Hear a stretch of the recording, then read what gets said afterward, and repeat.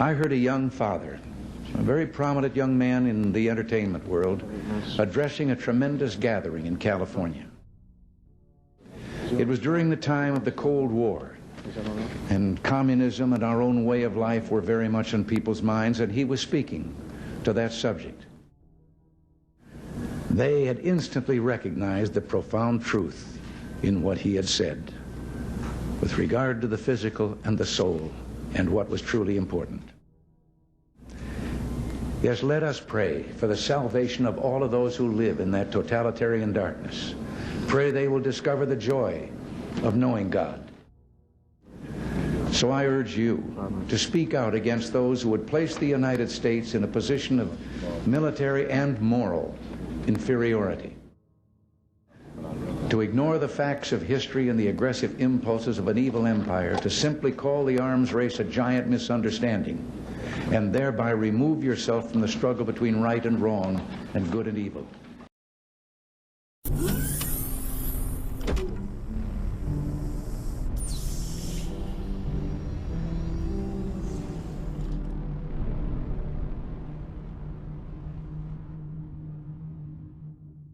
Welcome, yet another episode of the Megatronic Legacy writing saga, exploring ideas to utilize and make use of.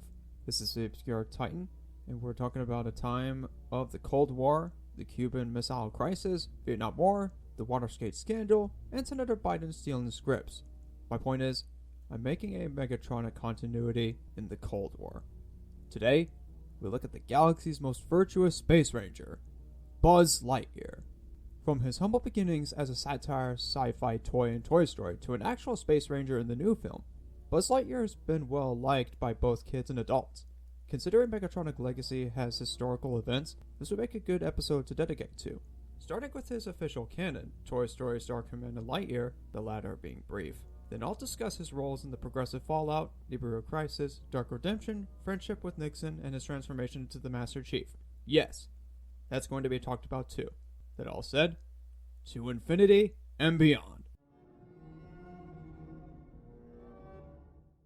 The Toy Story begins with Andy playing with Woody, which leads to a scene of the toys gathering together for a meeting.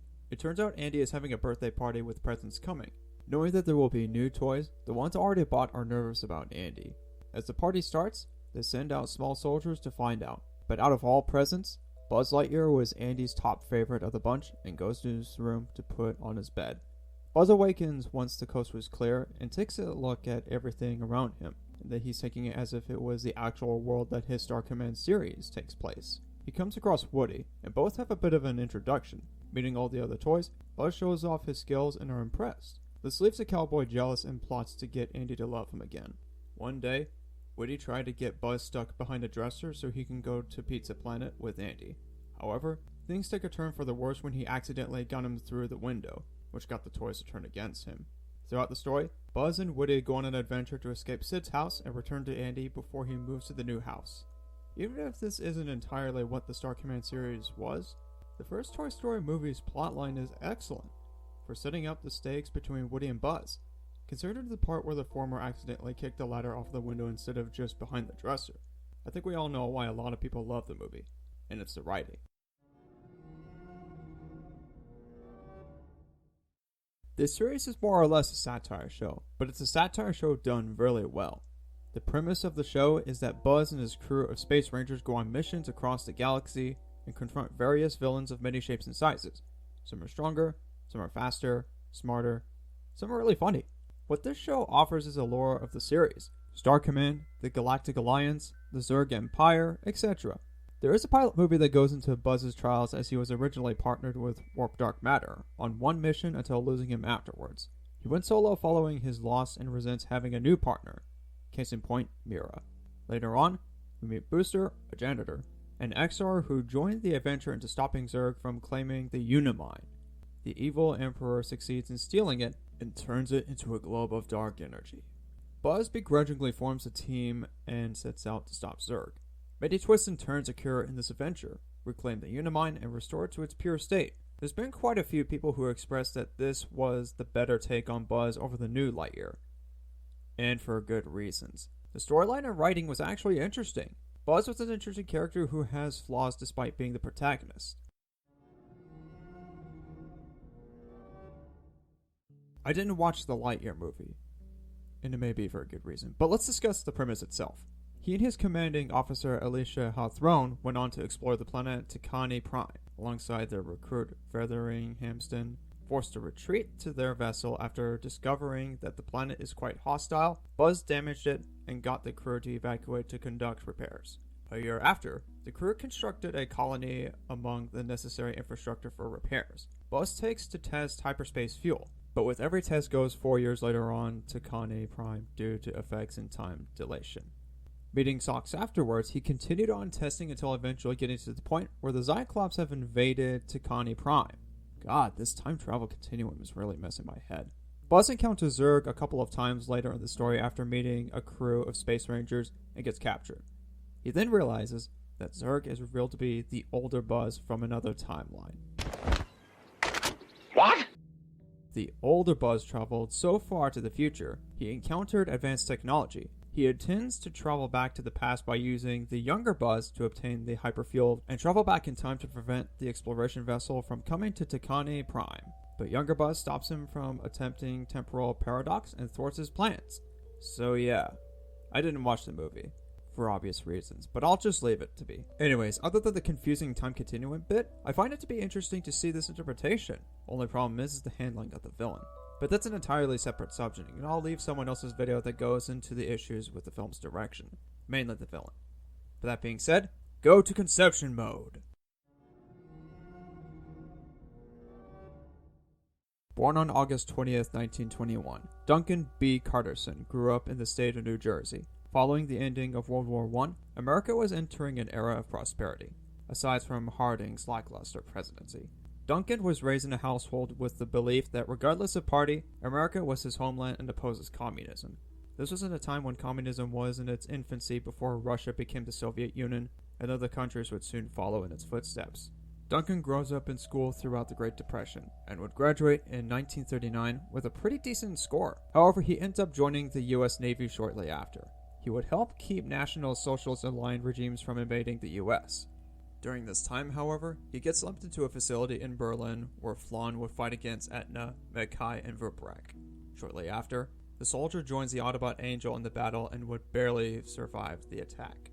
But as things were about to calm down, Megatron enters the scene with his light-dark energon fusion initiated. Flan and Duncan confront the Decepticon leader in a stormy evening somewhere in Berlin where both Soviet Russians and National Socialist Germans were ravaging the country.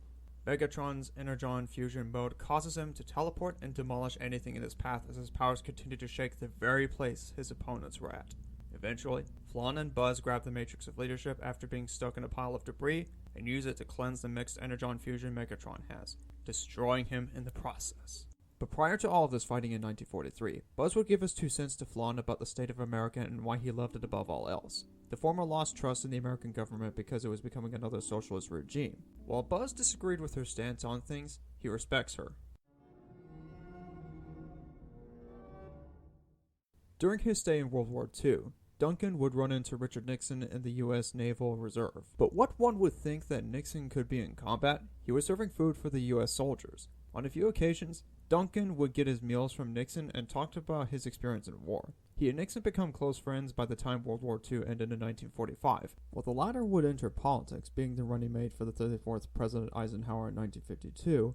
The former would return home to see his family until receiving word from the military that the Vietnam War began in November of 1955. Something that sprung into my mind is, what if Nixon had a part in the Megatronic Legacy series? I have an episode dedicated to the Weary Crook, so stay tuned for it. Well, I'm not a crook. Moving on, Nixon and Lightyear would have conversations about various topics: politics, family, faith, war, and etc. One thing I'd like to make this friendship is that, regardless of him being a center-left Democrat, Duncan cares more about the well-being of America. He didn't care if conservative values were utilized in a presidency so long as it's doing good for the country, and not limiting it to communist totalitarianism. A classic American liberal, I'd say. On October 25th, 1960, following the second presidential debate where much of Nixon's problems soured some viewers, despite him being initially projected to win at the polls against JFK. Walking across the sidewalk in Chicago, Illinois, Nick, behind him, Duncan Carterson, whom we all soon know as Buzz Lightyear, approaches Nixon. Lightyear, how are things going for you? Well, Duncan, I could have been worse. Kennedy blasted you on the air again? Well, let's just say I was bombarded by light years of economic and social talking points JFK and I had at our talks. In the next debate, we'll be talking at different places. You'll be shown in New York, while I will be in Los Angeles. I see. Say, Nick, have you ever had a grudge towards the elite? The Republican Party seems to be more lenient to them these days. I thought it was supposed to be the party for the smaller folk. To tell you the truth, Buzz, I resented the elite. Nixon and Lightyear walk across the street through the busy town of Chicago, Illinois. For a few decades, I disliked their way of living. I know it goes against my conservative values, but something just doesn't seem right. We're setting back while forces outside of our country are screwing things up, to the point of another atomic catastrophe. What would you do about it if you were to be elected? Nixon turns to Buzz. His face becomes serious and worn out. Well, I would have done what Teddy Roosevelt did long ago, and put things in a balance. I'd offer helping the elderly, protecting the environment, and ending the Vietnam War as President Eisenhower would have wanted. You aren't so different from us after all. Us? The Democrats. Look, I know we take different positions and all that, Nick. But there's one thing we both love, and it's America. A true representation of freedom, an opponent to communism. Well, we may not be so different after all, Buzz. I take it you'll champion for my opponent, yes? We'll see. But I hope the best results for you, Nick. Both Buzz and Nixon proceed through the street as the camera moves away from them, ending this scene. While John F. Kennedy is the President of the United States from 1961 to 1963, the Cuban Missile Crisis took place and conditions were so severe that the President pulled his troops from it, Duncan Carterson among the soldiers who were part of it. Sometime after the event, President Kennedy called Buzz into the White House for a private meeting. He talked with a soldier regarding a suspicious spacecraft floating outside of Earth, and is looking into what might be going on. JFK assigns Buzz into a mission to discover it in space. What could result him in doing is having time to get acquainted into NASA, a spacesuit, activities and such. The Space Ranger contacts Nixon that he'll be taking off in space soon, and asks him to do what he can do to help America remain steady even with a Democratic president in office. He agreed, and if anything happened to Buzz, he would do what he can to get him back no matter what. A few days after Buzz said his goodbyes in space preparations, Buzz takes off into space and hurls towards his emptiness. But this is where things went downhill for him. Buzz collided with his mysterious spacecraft, which leads him into a portal out of nowhere. This portal leads him to a planet called Nibiru, a massive, dark, and foggy world with crystal shards growing out of the soil and glowing in neon purple. He tried communicating to President Kennedy about the crash, but no signal was found. As it turns out, there's a proxy war between the Sankheli and Zergotronic Federation. Zerg and Radaka have been fending off against Unicron's Legion, which resorts to back and forth bickering. The Space Ranger keeps himself at low profile until he finds a way out of the Dark Planet. During this mayhem, Zerg is desperate to win his war against Unicron. All Buzz wanted was getting back to Earth and warn President Kennedy about the danger of the proxy war. However, both opponents discover Buzz's whereabouts and track him later in the story. Things got even worse when Unicron intervenes and sends out his dead-end-like grunt drones to pursue him, while Arbiter and the elites continue to pressure Zerg. So, does this mean Zerg and Buzz choose to remain enemies or become temporary allies in this intense proxy war? They begrudgingly chose the latter. Zerg resents the American government just as much as several factions he's met and got double-crossed, but needs to make compromises to save his dying Federation. Alternatively, Buzz could join forces with Unicron to strong-arm Zerg and Radaka, which could be very fatal to the Emperor.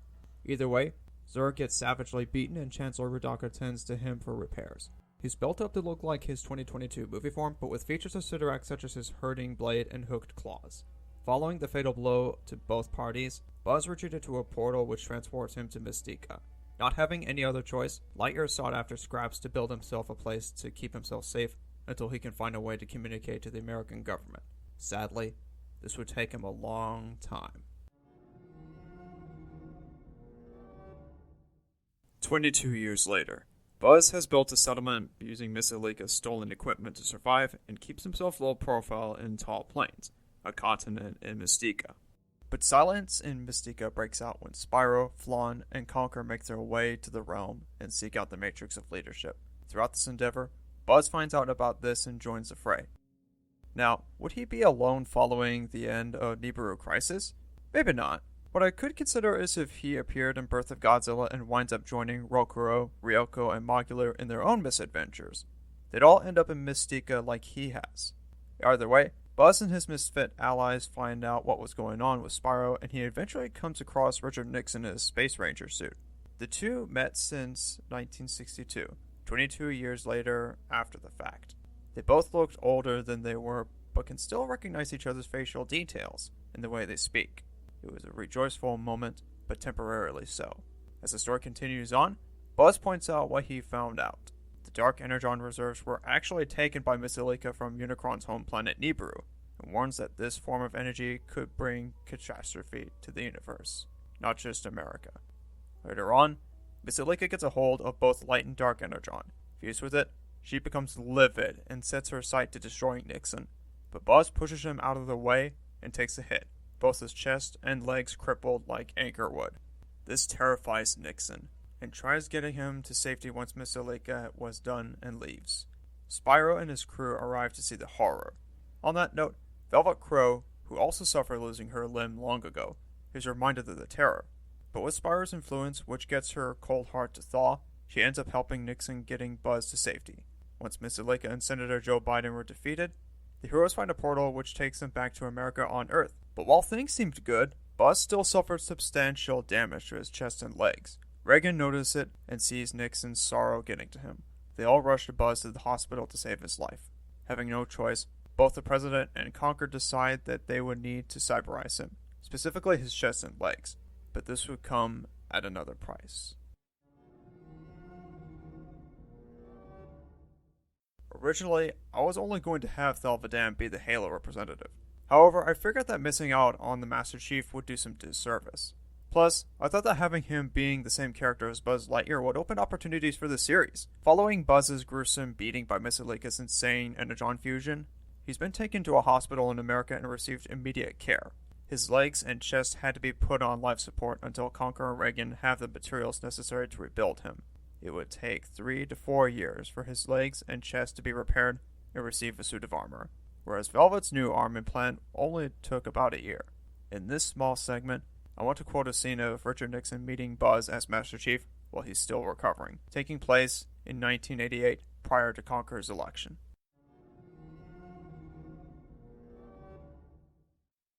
Stepping inside. Mr. Carterson, in case if you can still hear me in that power armor, I want to confess my failure to saving you back in Mystica. I'm very well aware that the tyrant back in the Dark World was too powerful with that dark magic, but I could have done more. Nixon stands up from the chair and walks up to Master Chief. I recall the talk that we had before the election in 1960. And of course, John F. Kennedy won. But point being was, there was something we had in common. That no matter what our differences are, we loved America. The symbol of freedom. Looking down at Chief's chest, Nixon places his hand near the red button. It must have been difficult to getting you home, Buzz. I know that deep down, if Kennedy had lived, he would have done anything to save you. I should have saved you. And just to let you know, Buzz, you will always be a hero to me. To infinity and beyond. Nixon backs up and pulls out a photo from his pocket which shows him, Buzz, and Kennedy together. Maybe this photo will give you comfort, knowing you've made such a great sacrifice and will be honored. God bless. Nixon puts his hand up to his forehead to salute Master Lightyear, and slowly makes his way out of the door. Born as an American boy during the Roaring '20s and the Great Depression, Duncan Carterson thrives on the belief that communism is a dangerous threat to the world and could one day take over America if left unchecked. Graduating from school, he decides to join the U.S. Navy. He'd fight off the Axis from invading U.S.-aligned regimes, going from battle to battle in World War II. Following the war's end, he hears word about the Vietnam War and joins in. But prior to that, Duncan, or he's called Buzz, formed a companionship with Richard Nixon and talked about stuff in general, including the status of their home country. Following the Cuban Missile Crisis, Kennedy pulled Duncan in a private meeting with the regard of an unknown species floating above Earth and is tasked on a space mission to find out what it is. He went on and gets caught into a portal which leads him to Nibiru. More chaos ensues as he crosses paths in a proxy war between Unicron and the Zergotronic Federation. Much more would come in between the birth of Godzilla and Dark Redemption, where this leads to his near-death fate by Metallica's light-dark energon fusion, only for her to be defeated by Spyro afterwards. He's taken to the hospital to receive immediate repairs. His transformation into a cyberized soldier, Master Chief, would come at the cost of his emotions, mostly silent in his own anguish. Despite this, Spyro and his friends, upon Richard Nixon's request, would care and love him as if he were part of the family, as long as it takes for them to do so. This will likely be one of the most controversial episodes I've written, and easily the most radical take on Buzz. Not just the political themes that go into it, obviously it's the Cold War we're talking about, but the idea is being brought up to explore the more intergalactic aspect. Plus, time travel won't be a thing since it's so convoluted to do so. While we're on the subject of Buzz Lightyear, we'll go into the Arbiter and Unicron in the next episode. You think this take is radical? Well, just wait until this one comes out. Feel free to subscribe if you liked what you see here. Tell me your thoughts in the episode. Thanks for watching, and I will catch you all next time. Over and out.